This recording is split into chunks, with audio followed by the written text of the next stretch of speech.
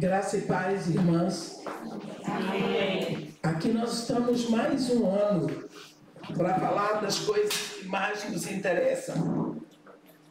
O reino do nosso Pai. Eu queria convidar as irmãs para abrirem a Bíblia no capítulo 2 do livro de Tito. Tito.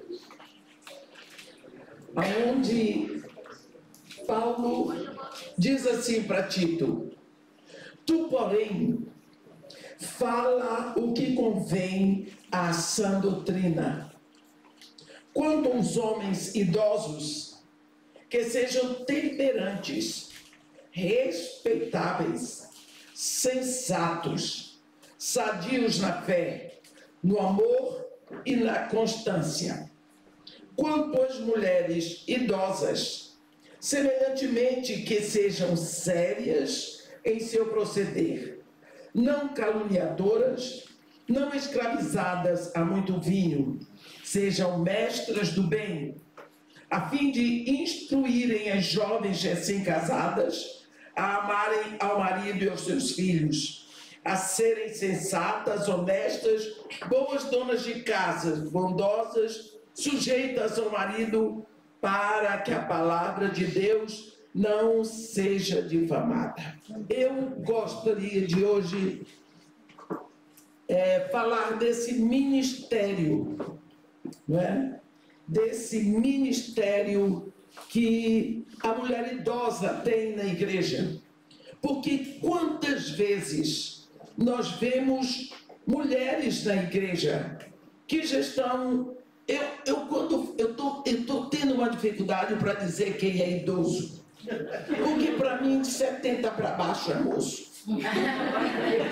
Eu cheguei a um ponto que de 70 para baixo está jovem. Amém. Então, mas aqui Paulo está dizendo para Tito: Tito, abre os olhos, porque há um ministério na igreja para as mulheres idosas. O que as mulheres idosas vão fazer? Elas vão ser mestras. A Bíblia diz que sejam mestras do bem. Elas têm um ministério na igreja. Primeiro, elas vão instruir as mais jovens recém-casadas. Primeiro, amarem seus maridos, seus filhos, a serem sensatas, honestas, boas donas de casa, bondosas, sujeitas ao marido, para que a palavra de Deus não seja difamada. Isso significa que nós temos um ministério na igreja com aquelas que nasceram depois. Não apenas aquelas que vieram para Jesus depois, mas que são mais jovens. Porque quantas vezes nós vemos na igreja essa separação? As mulheres mais velhas criticam e muitas vezes difamam as mais novas. E reclamam: ela não toma conta do filho, olha os filhos dela como estão jogados. Sempre reclamamos do que as mães mais jovens estão fazendo.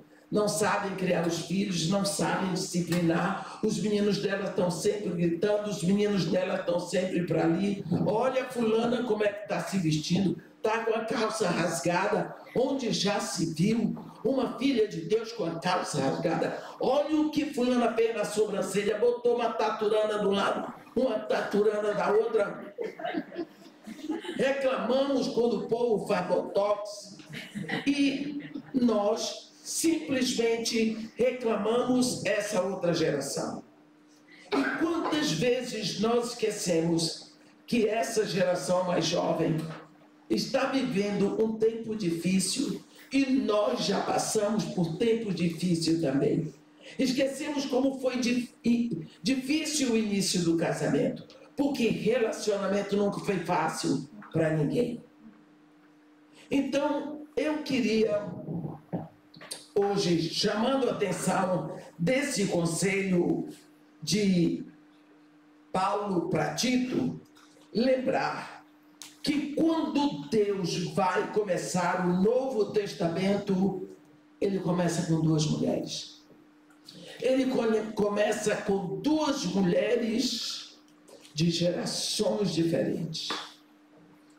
Aqui, no capítulo 1 de Lucas, quando o anjo Gabriel vem anunciar a Maria que ela seria a mãe de Jesus, a Bíblia diz que, entre tantas coisas que Deus disse, que o anjo disse a Maria, ele disse: tu terás um filho. Ela disse: como se fará isso, se eu não conheço varão? O anjo olhou para ela e disse: olha, o Espírito Santo te cobrirá, e o ente que de ti nascer será chamado Filho de Deus.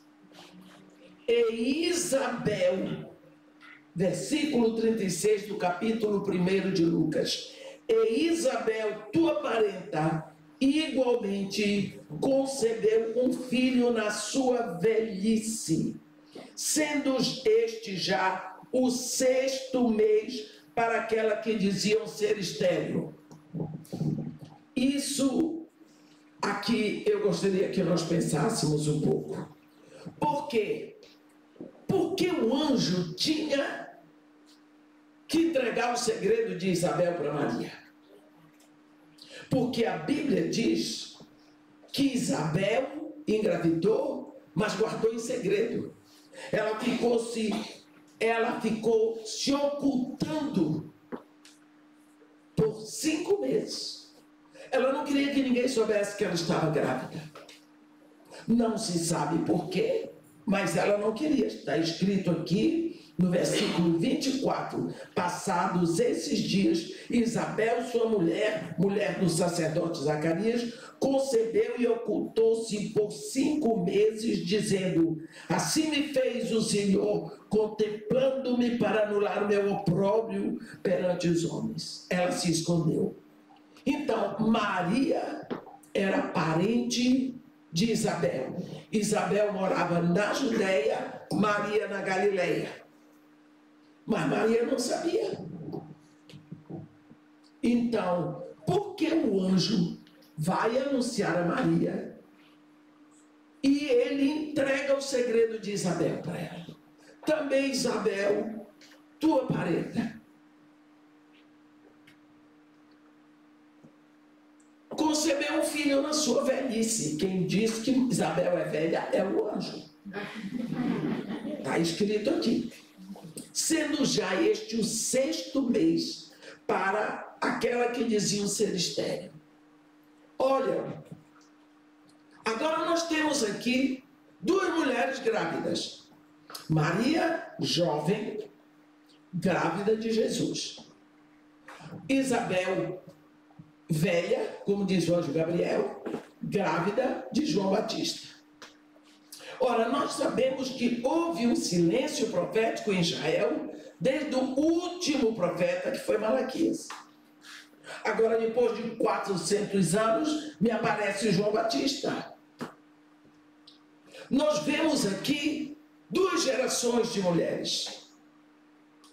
Quando Maria toma conhecimento de que ela ia ser a mãe do Filho de Deus, ela também toma conhecimento de que Isabel estava no 6º mês de gravidez.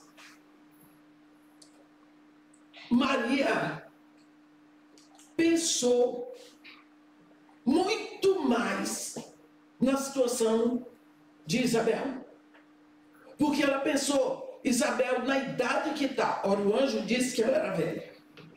Ora, para uma jovem engravidar, está no 5º, 6º mês, não tem problema. Ainda me lembro quando engravidei a primeira vez, tinha 19 anos. Não pesa. Mas para uma mulher velha, como diz o anjo, gravidez não deve ser fácil.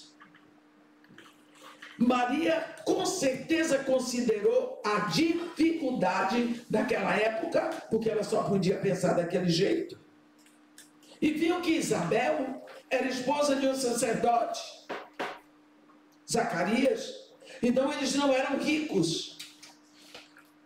Ela considerou a idade de Isabel e tudo que Isabel tinha que fazer como mulher. Ela tinha que pegar água, carregar cântaro de água na cabeça. Ela tinha que lavar roupa do sacerdote. Ela tinha que cozinhar, rachar lenha para ir no fogão, porque o fogão naquela época, meus irmãos, era de lenha. E lava roupa na potássia. E carrega água com uma, naquela idade, grávida.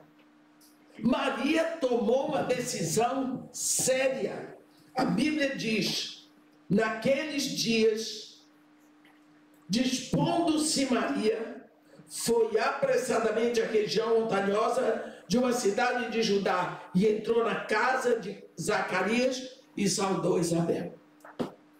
Maria, quando considerou a situação de Isabel, ela arrumou a trouxa, porque não tinha Samsonite naquela época, nem tinha mochila, arranjou a trouxinha dela, seguramente pegou um pedaço de pão, um pouco de água e saiu de noite, porque tinha que ser a pé da Judéia para Galileia, subindo. E ela foi com o único intuito, ajudar Isabel. A Bíblia diz, Maria permaneceu cerca de 3 meses com Isabel e voltou para casa. Versículo 56 do primeiro capítulo de Lucas. Se ela subiu para a casa de Isabel, Isabel estava no 6º mês. Ela permaneceu 3 meses lá. Maria permaneceu na casa de Isabel até que nascesse João Batista. Isso é o que nós podemos ver. Quando nós pensamos nisso, eu não estou aqui incentivando ninguém a ser devoto de Maria. Eu não estou introduzindo mariolatria nenhuma. Eu estou lendo o que está escrito na Bíblia. E o que está escrito na Bíblia é verdade. E Maria é uma das mulheres que deixa para nós o exemplo tremendo. Isabel também, todas essas grandes mulheres, não é? Aqui na Bíblia eu aprendo até com Jezabel, se vocês querem saber, né? Agora, Maria foi para quê? Para ajudar, para estender a mão para Isabel. Só que quando ela chega, a Bíblia diz que Maria entrou na casa de Zacarias e saudou Isabel. Ouvindo a saudação de Maria, a criança lhe estremeceu no ventre.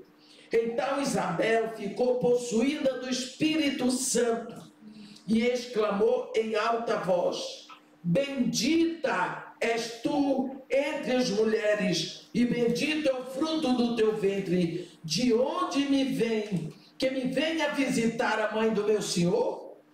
Pois logo que me chegou aos ouvidos a voz da tua saudação, a criança dentro em mim saltou de alegria. Olha, nós estamos vendo aqui um encontro. Eu quero pedir para tirar. Muito obrigada, porque a folha vira e eu fico com frio. Muito obrigado. O que eu quero dizer, eu gostaria, minhas irmãs, que vocês fossem a este momento. Maria chega grávida do Filho de Deus. Isabel está grávida de João Batista. Uma se põe diante da outra. Deus ali está começando o Novo Testamento. E quando Deus vai começar o Novo Testamento, Ele começa através de 2 ventres, de 2 mulheres, de 2 gerações de mulheres, uma velha, uma jovem. Quando Maria e Isabel ficam frente a frente, quem está frente a frente é Jesus e o seu precursor. É Jesus e João Batista. Isabel diz: logo que chegou aos meus ouvidos a voz da tua saudação, a criança dentro em mim saltou de alegria. Olha, aqui nós temos tantas coisas para ver. Primeira coisa que nós vemos é o reconhecimento de João Batista dentro do ventre da mãe dele. O anjo Gabriel já tinha falado com Malaquias que o filho dele, João Batista, seria cheio do Espírito desde o ventre. É uma das características de João Batista. Ele era cheio do Espírito desde o ventre.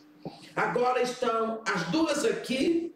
O Novo Testamento está começando e tem uma mulher jovem e uma mulher velha. Quando nós pensamos nisso, Isabel, por tudo que ela diz para Maria, ela não se sentiu com inveja de Maria, porque Maria estava grávida do Filho de Deus.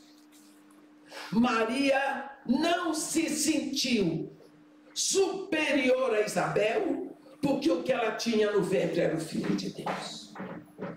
Maria podia ter se sentido o máximo. O que eu tenho no ventre é o Filho de Deus. Eu tenho o rei na barriga. Maria não se sentiu superior. Isabel não teve inveja da obra que Deus estava fazendo na vida da mais jovem. Porque quantas vezes, mesmo na igreja, somos levados a ficar incomodados pelo sucesso de mulheres mais jovens. Tem coisas que nós não conseguimos. Por exemplo, não me bote nada de internet na mão que eu não sei. E outra coisa, eu não tenho vontade de aprender. Eu não vejo graça naqueles negócios. Pode me olhar, Elaine, com essa cara que você tem. Não adianta. Entende? Então agora eu vou sentir inveja dessa juventude que parece que nasceu com um chip diferente. Eu fico feliz que eles podem fazer para mim. Eles podem me ajudar. Não é? Eu já aprendi até como é que faz um Pix. Isso é uma aquisição nova para mim. Este ano. Vocês sabem, eu tenho uma dificuldade. Eu saía do Rio e ficava pedindo para o meu filho aqui e ali para pagar a conta da casa de Maria e Marta. Eu deixava o dinheiro separado. Ele tem consultório em Copacabana, consultório na Barra, e tem uma escola de pós-graduação de odontologia. O menino ficava pagando conta daqui e dali. Eu descobri que eu posso pagar a conta eu estando aqui. Pode ir, eu não sabia. E alguém me ensinou, eu pedi para a Ângela, acertei tudo, agora é uma maravilha. Eu pago, eu acho isso um mistério. Pode rir, mas é porque eu tenho 80 anos. Eu não sou pior, mas eu sou de outra geração. Eu sou uma Isabel, grávida. Quer dizer, é um negócio fora do comum para mim. Uma gravidez depois de velha. Mas Maria tinha a força da juventude. Maria foi levar o que ela tinha. E era o momento de Isabel receber. Mas uma coisa é certa. Nunca você estende a mão para dar, que a sua mão não esteja aberta para receber. A Bíblia diz que Maria ficou ali trabalhando, doméstica de Isabel, até João Batista nascer, porque ela ficou cerca de 6 meses com Isabel. Será que Maria ganhou alguma coisa com isso? Olha, dali mais uns meses, Maria subiu de Nazaré, já com José, grávida de 9 meses. Maria jamais pensou que ela ia parir o primeiro filho dela no estábulo, num lugar sem nenhuma higiene, sem nenhuma ajuda. Pariu o primeiro filho, e José era carpinteiro, não era parteiro. Quando Maria viu que ela tinha que ir e que a criança ia nascer, talvez ela achou, eu vou parir o meu filho dentro de uma hospedaria, mas ela teve que levar tudo de que ela ia precisar. Como ela sabia? Porque ela viu o que Isabel precisou quando nasceu João Batista. Ela tinha a experiência de ver João Batista nascer. E quando Jesus Cristo nasceu, Maria sabia como lidar com a situação, porque ela viu o nascimento de João Batista. Ela viu como Isabel se comportou, o que Isabel fez, como foi que começou para amamentar a criança, como é que cuida de uma criança que está com cólica, como troca os paninhos da criança, como é que uma mulher se cuida quando ela acabou de parir. Isso tudo Maria aprendeu na escola de Isabel. Servindo Isabel, ela aprendeu. Então, todas as vezes que a sua mão está aberta para dar, está aberta para receber. Muitas vezes nós não damos atenção a esse ministério de ensino e de ajuda dentro da igreja, porque achamos que isto é uma coisa inferior. E eu quero dizer para vocês que essas coisas que parecem tão pequenas, elas são tão necessárias dentro do reino. Um dos personagens que eu admiro demais e que é um personagem admirável na igreja é um homem que aparece uma vez, Ananias. Um ministério tão pequeno, algumas horas que ele trabalhou, e o que é que ele fez? Que bobagem! Esse homem precisa ser lembrado enquanto existir a igreja na terra. Quando você vê no livro de Atos, no capítulo 9, houve a conversão de Paulo. E Paulo teve um encontro com Jesus quando ele ia para Damasco. Naquele momento, Paulo era aquele jovem promissor do judaísmo. Ele era forte, ele era culto, ele era cidadão romano, ele falava grego, latim, hebraico, aramaico. Ele era um homem fora do comum, era uma esperança muito grande para a fé judaica.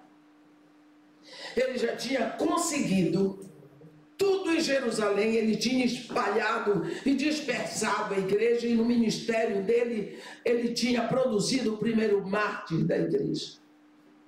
E agora ele consegue cartas de autorização do sumo sacerdote para ir a Damasco, para ver se encontra em Damasco alguns do caminho para ele levar preso para Jerusalém. Olha a intenção desse homem. Em Damasco existiam por volta de 40 sinagogas. E logicamente, os cristãos, muitos deles correram para Damasco. Damasco ficava a 6 dias a pé, digamos, cavalo, para poder chegar, né? E Paulo vai para lá. Só que, seguramente, a notícia de que Paulo estava indo para lá já tinha chegado. Então, a igreja, lá em Damasco, os irmãos estavam apavorados. Estavam orando, estavam pedindo a Deus que os livrasse das mãos de Paulo, porque ele ia prender as pessoas na sinagoga, porque naquela época os cristãos eram judeus. Então, os cristãos estavam apavorados. medo de serem descobertos e de terem suas vidas devassadas, muitos deles serem presos, ficarem sem família. Então estava uma dor muito grande na igreja de Damasco. Esse homem está indo para Damasco a cavalo, Paulo de Tarso. Ele tinha certeza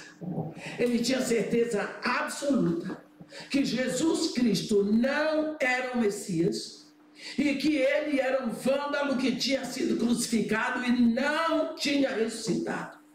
Que o Messias de Israel jamais iria a uma cruz, que a cruz era lugar de maldição.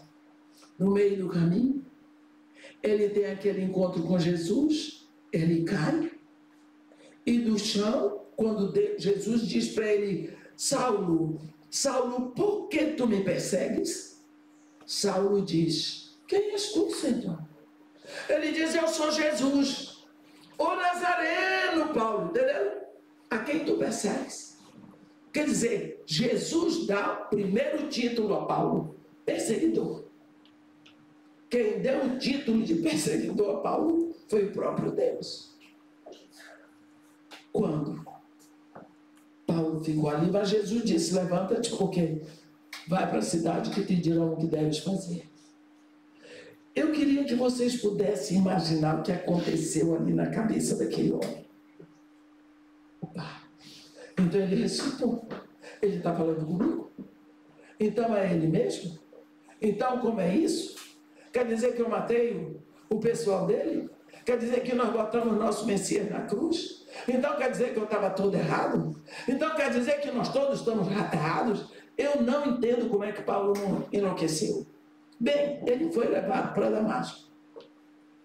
Chega em Damasco, a Bíblia diz que havia em Damasco, no capítulo 10, no capítulo 9, no versículo 36, um discípulo de Jesus Cristo, cujo nome é Ananias. É aí que vai entrar essa coisa pequena que nós não damos muito valor.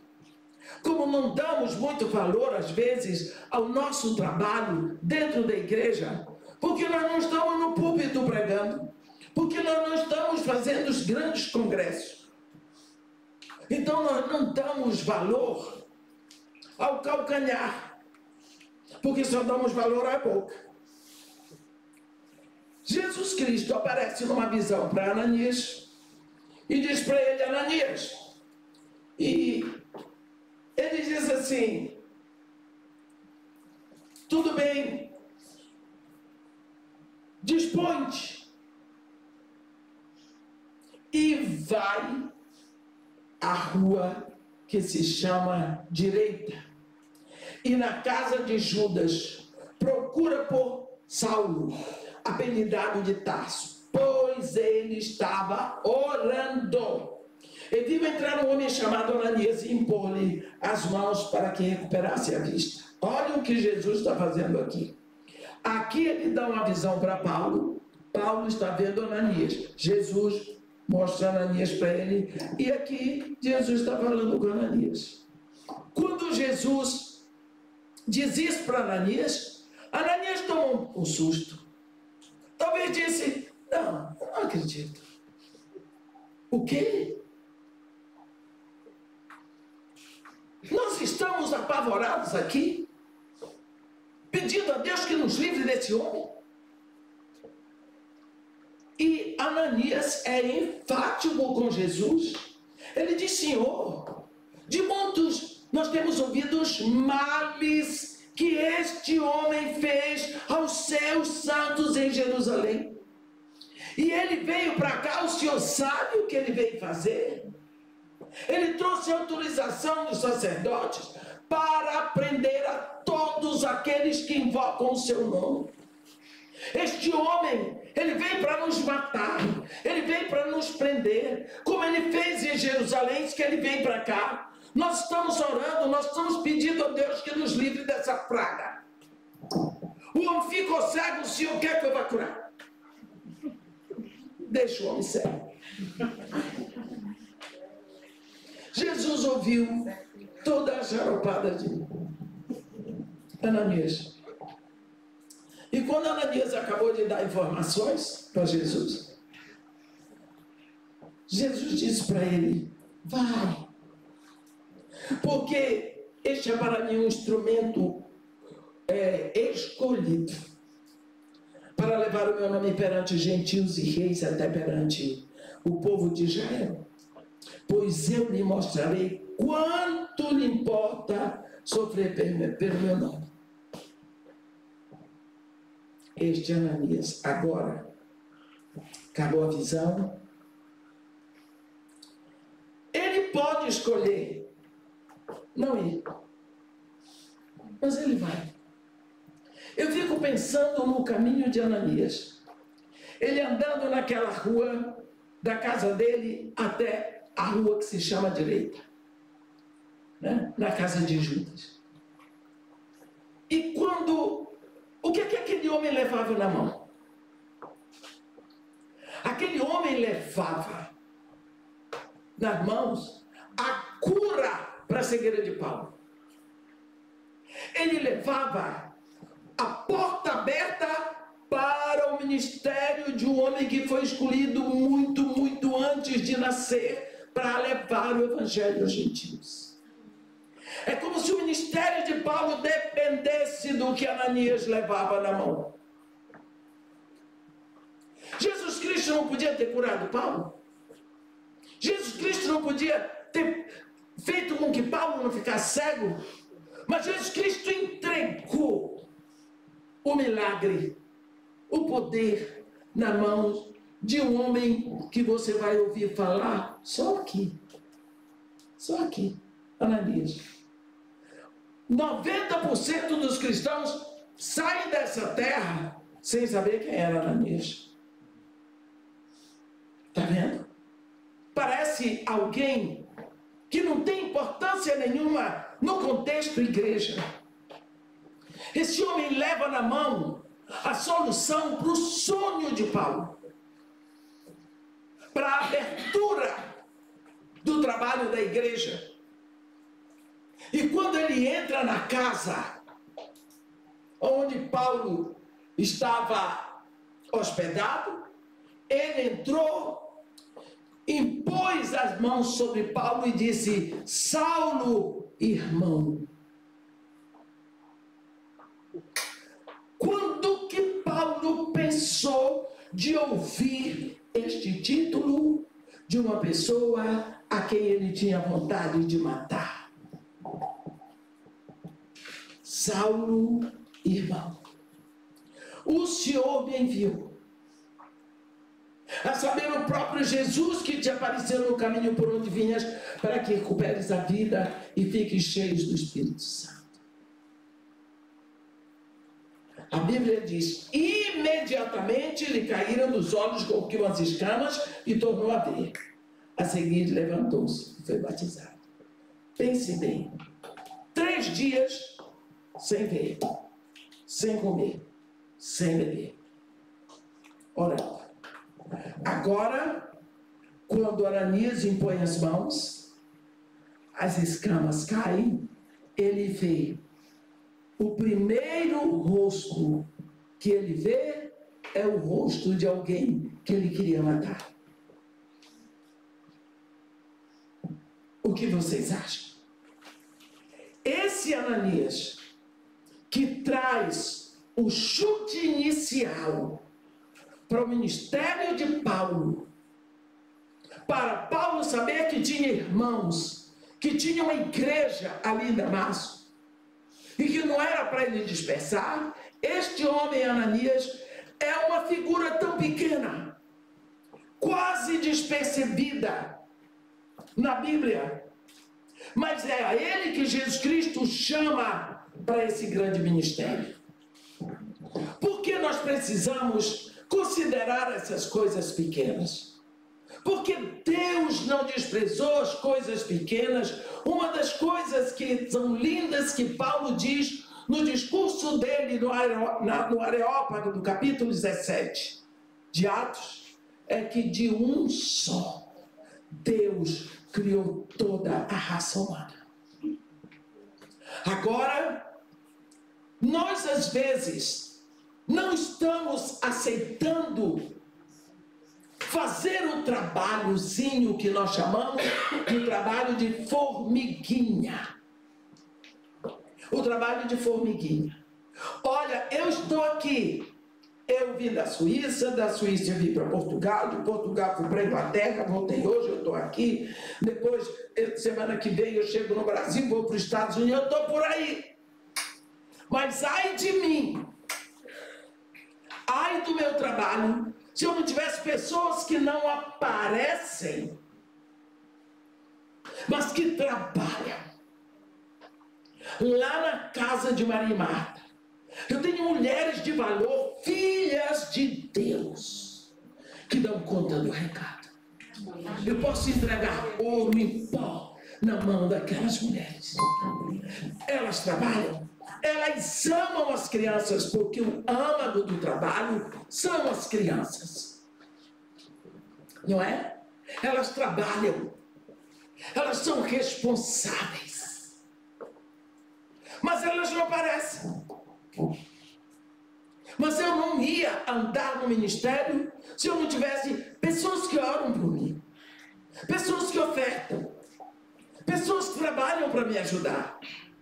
Não existe uma pessoa trabalhando sozinha, tem outros que ajudam por trás. Essas pessoas que fazem o trabalho e não aparecem são tão importantes quanto aquela que está na frente.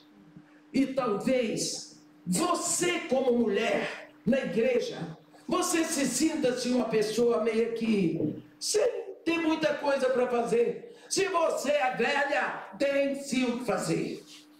Se você é jovem, tem sim o que fazer. Porque não existe desempregado no reino de Deus. Quando lá em Cantares, quando a igreja pergunta assim: temos uma irmãzinha que ainda não tem seios, que faremos quando ela for pedida? Aí a resposta do rei, que é Jesus, é: se ela for um muro, coloque sobre ela uma torre de prata. Se for uma porta, cerque-a com tábuas de cedro. Quer dizer, nós temos uma irmã que ainda não tem seios. Significa, ela ainda não pode amamentar. Ela ainda não está pronta para amamentar, para levar a palavra, para ajudar. O que faremos no dia que ela for pedida? Aí a resposta é: você tem que ver qual é o ministério dessa irmã.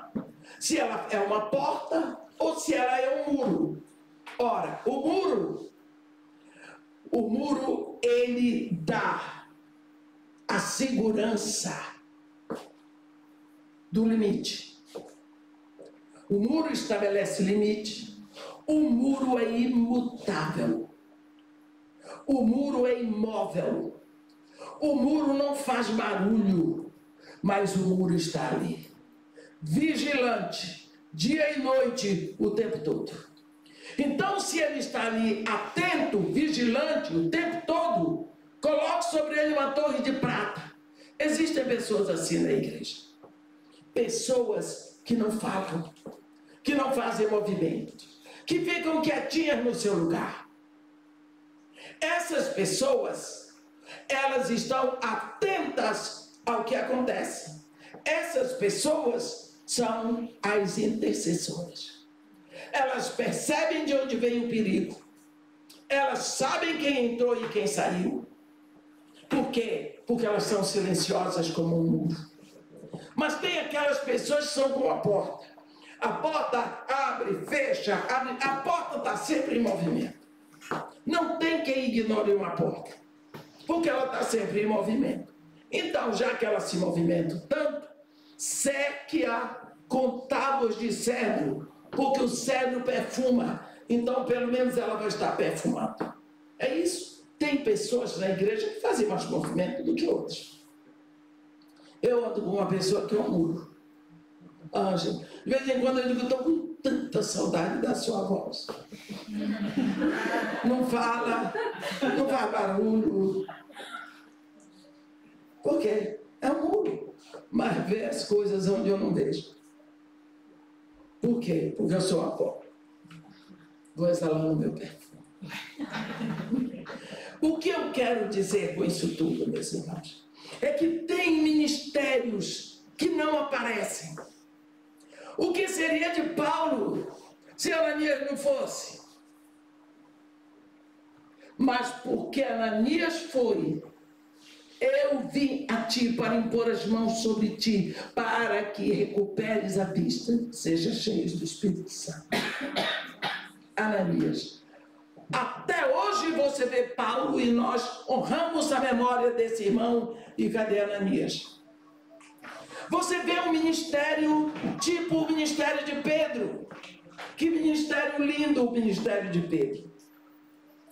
Quem foi que levou Pedro para Jesus? André, o irmão dele.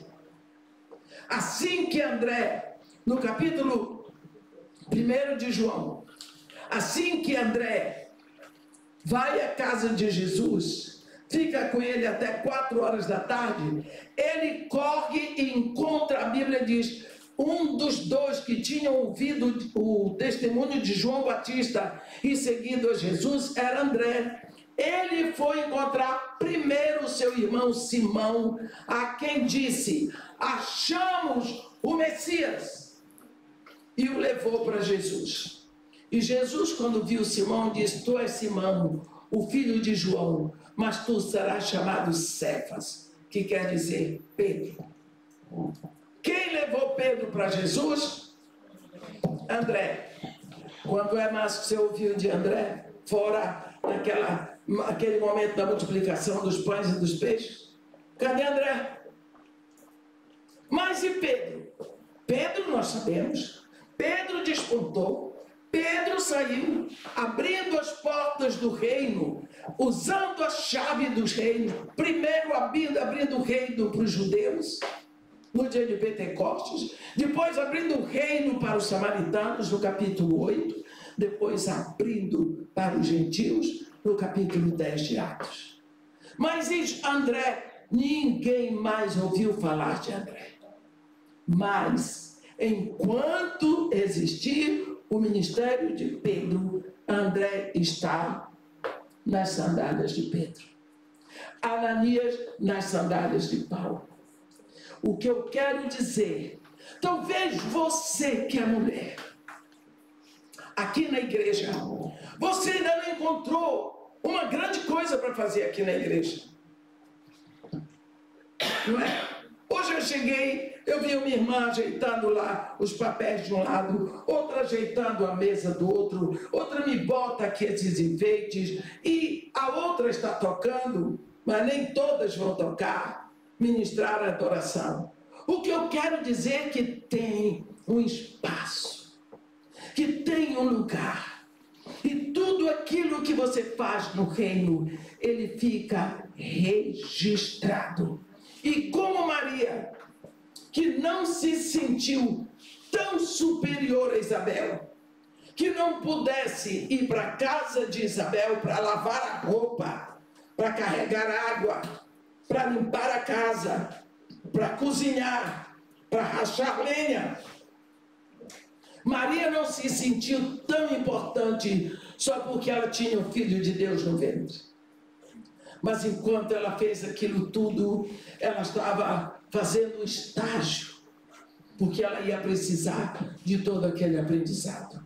Muitas vezes nós, como mulheres, temos ouvido muito o mundo dizer que nós somos inferiores e nós temos andado aceitando a informação que o mundo nos dá. Aqui, quando Paulo fala, ele diz assim, ensina as mulheres a serem sensatas, honestas, boas donas de casa, bondosas, sujeitas ao marido. Ei! Para que a palavra de Deus não seja difamada. Isso aqui de uma hora para outra, olhada, Essa palavra de Tito 2:5 fica até ofensivo.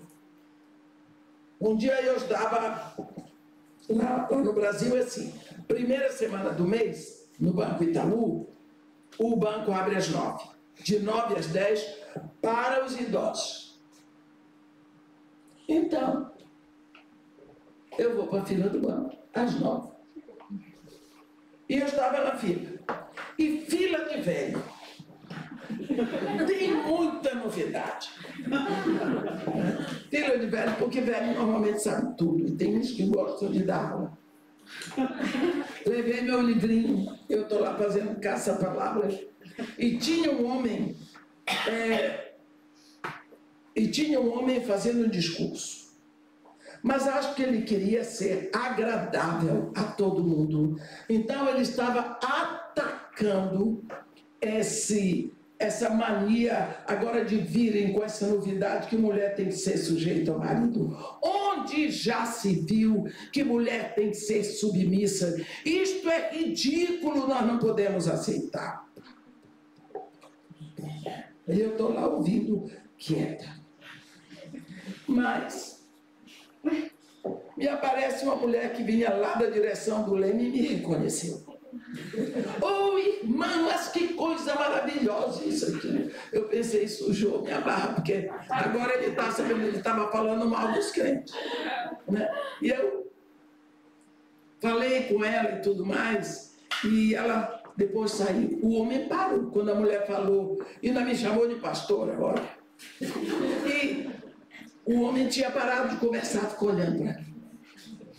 Aí a mulher foi embora, ele disse, quer dizer que a senhora é evangélica? Eu pensei, não sou Eva nem Angélica, mas eu não ia falar isso para ele. Quer dizer que a senhora também é a favor de que a mulher seja submissa ao marido? Eu disse para ele, moço, onde é que está escrito isso? Ele disse, na Bíblia. A senhora não é pastora? Está escrito na sua Bíblia. Eu disse, então pronto. O senhor não pode se meter. Porque o que está escrito na Bíblia é para os filhos de Deus, não é para os de fora. Quando o senhor dá uma ordem na sua casa, eu não posso ir lá e contradizer a ordem que o senhor deu. Porque o senhor é que sabe o que o senhor propõe para a sua casa, para os seus filhos, para a sua esposa. Deus tem a família dele. E quando Deus dá essas ordens, é para os filhos de Deus, é para dentro de casa, não é para vocês de fora, não. É para os de dentro de casa. Nós que somos filhos de Deus, aceitamos e compreendemos. Vocês lá de fora não têm que se meter. Eu fui grossa porque eu não sei falar baixo. O grande problema é o seguinte, é que as pessoas, a Bíblia diz que o homem natural não discerne as coisas espirituais. Mas eu também não podia dizer isso para ele. Ele não ia discernir mesmo, aí que ia ficar difícil. Então, o que significa é que ficou deturpado o sentido da submissão. A mulher submissa é aquela que é protegida, amparada, cuidada. A mulher submissa, ela está a tal ponto protegida que o marido entrega a vida dele para defendê-la. Esta é a menção da costela. A costela está aqui. A costela está protegida pelo braço. Para que alguém atinja a costela, tem que quebrar o braço. Então a mulher submissa é essa. É essa que aceita o cuidado. É essa que aceita a proteção. É essa que se sente segura debaixo da proteção do marido. Então, quando Paulo diz aqui, para que sejam bondosas, sujeitas ao marido, para que a palavra de Deus não seja difamada. Uma mulher submissa é uma mulher segura. É uma mulher segura. Eu me lembro quando eu casei, eu queria trabalhar, porque a minha vida toda eu trabalhei. Meu marido disse, não, você vai ter que aprender a viver com o que eu ganho. O que eu ganho é isso daqui, mas eu não quero que você trabalhe. Aqui não vai entrar dinheiro de mulher. Porque mulher começa a ganhar dinheiro, ela começa a dar ordem. Em casa que mulher manda até o galo cantar fino. Eu criei tanta raiva daquele homem naquela hora. Foi o primeiro problema meu no casamento. Porque eu só fiquei sabendo isso no dia que nós voltamos da lua de mel. E agora? Tudo bem. Aguentei firme. Quando eu ia fazer 25 anos de casado, ele morreu. No ano seguinte, minha filha morreu. Uma das coisas que eu pedi perdão a Deus, que eu reclamava que eu queria trabalhar com as outras mulheres, Deus me disse, bem claro no meu coração, me deixou ver. Você é uma pessoa que não tem limite. Quando você se entrega por inteiro. Sua filha morreu. Mas desde que ela nasceu, você esteve com ela todos os dias, todo o tempo. Você teve 23 anos com a sua filha, cuidando dela. Se você tivesse trabalhado, hoje você estava reclamando que poderia ter ficado mais tempo com ela. Outra coisa, meus irmãos, até hoje, eu tenho um teto porque o marido deixou. Eu tenho uma pensão que me dá comida. Eu casei com a pensão. Eu tenho a proteção do que aquele marido deixou para mim. Porque ele deixou a pensão. Ele deixou o plano de saúde vitalício para mim. Tudo que materialmente eu tenho, foi ele que deixou. Mas eu não trabalhei fora. Logicamente, nós vemos que existem necessidades. E que a pessoa, quando eu estava no Iraque, eu tive que dar aula, porque não tinha, estavam precisando professor, e como eu tenho a formação acadêmica para isso, eu trabalhei para que a Petrobras não tivesse que mandar mais professores. O que eu quero dizer é o seguinte, minhas irmãs, nós somos mulheres, Deus não erra. Eu sei que hoje a mulher sai para trabalhar, eu sei que a família precisa. Não é desonroso.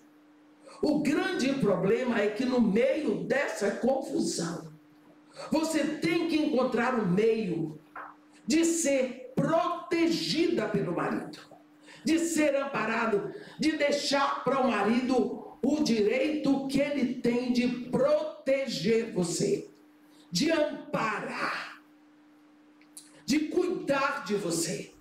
Nunca deixe que isso fuja do seu lar. O direito que você tem de ser cuidada. Que ele lhe ampare. Só pelo fato de você ser mulher. Porque eu tenho visto aí no mundo mulheres que estão andando na casa, elas que decidem. E até acho engraçado. E já se prega no púlpito, não. A minha última palavra lá em casa é sim, senhora, é a mulher que manda. Onde já se viu isso? Mulher não manda, a mulher é a dona da casa. Da porta para dentro, ela que dá as ordens e o comando. Ela é a dona da casa, isso é a honra dela. Mas acontece que normalmente quem senta na cabeceira é o marido. Quando nós pensamos nisso, e pensamos no papel da mulher dentro da igreja, nós vemos que a mulher idosa tem aqui a direção de ajudar as mais jovens nas suas dificuldades. E a mais jovem, ela precisa aprender a ouvir a mais velha, porque a mais velha já passou por aquela dificuldade. A mais velha já tem experiência. Não sei se vocês observaram que o trono de Deus, que ele mostra para João, ele está cercado de 24 tronos de anciãos. Os tronos não são de jovens, são de anciãos. O próprio Deus ele se cerca de um conselho de anciãos. Porque o ancião, ele tem experiência, ele já viveu, desculpe a expressão, ele já quebrou a cara. Ele já aprendeu, ele já cometeu erros que você não precisa cometer de novo para aprender. Então, se nós seguimos e podemos confiar nas mulheres mais idosas, elas se abrem para dizer para nós, não é ficar assim, porque no meu tempo, teu tempo já foi. Eu queria fazer hoje o que Ezequiel fez. No tempo de Ezequiel, ele fez tudo o que ele tinha que fazer. No tempo de Paulo, Paulo fez tudo o que tinha que fazer, mas hoje é o meu tempo. Eu tenho que fazer tudo que eu tenho que fazer. Eu não vou querer que a Raquel se comporte hoje como eu me comportava na idade dela. Não dá. Os tempos mudaram. Mas a igreja é a mesma. O Espírito é o mesmo. O Deus é o mesmo. A palavra é a mesma. Então eu posso olhar para ela com a calça rasgada e dizer, mas no meu tempo a moça que tem dignidade é botar a calça rasgada. Nada. Olha para ela, achei engraçado. Como é que a pessoa compra a calça rasgada? Você não dá para entender. Mas eu tenho que dizer, a dona da calça é bonita. É uma forma de eu dizer que a calça é feia. A dona da calça é bonita. Pronto. É bonita, o que é que eu vou fazer? Então nós precisamos, como mulheres mais idosas na igreja, incentivar as garotas, incentivar os jovens, para que elas possam crescer, para que elas possam educar bem seus filhos, para que elas possam ser esposas que vençam as dificuldades do dia a dia no relacionamento com os maridos, porque está difícil para elas, está difícil para o marido também. Relacionamento perfeito é utopia, não existe. Eles estão se ajeitando e às vezes entra areia no maquinário do relacionamento e o pau quebra, nós sabemos disso. Por isso, minhas irmãs, todos nós temos um ministério na igreja. A mais jovem tem, as mais velhas têm. Então que nós possamos pegar a responsabilidade que nós temos como mulheres na igreja de hoje, produzindo e criando filhos para o reino de Deus, para esta igreja que continua, para que eles possam ser arautos da verdade do Evangelho, porque vocês estão criando os pastores, vocês pariram, amamentaram e estão criando pastores, evangelistas, missionários para a igreja de agora. Toda essa futura geração está sendo formada em casa por vocês. É preciso que vocês orem em voz alta para eles ouvirem a sua oração.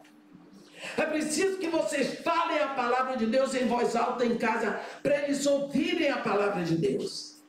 É preciso que vocês façam as coisas, a Bíblia diz, em tempo e fora de tempo, dentro da sua casa. Para que seus filhos um dia lembrem, bem que a mamãe fazia assim, bem que a mamãe orava isso, bem que a mamãe repetia aquele versículo, porque isso vai sendo semeado na memória deles. E um dia vocês vão ser lembradas pelo tanto que semearam daqui para frente. Amém? Que Deus nos abençoe e nos guarde. Que faça resplandecer o seu rosto sobre nós. E que tenha misericórdia de todos nós. Amém.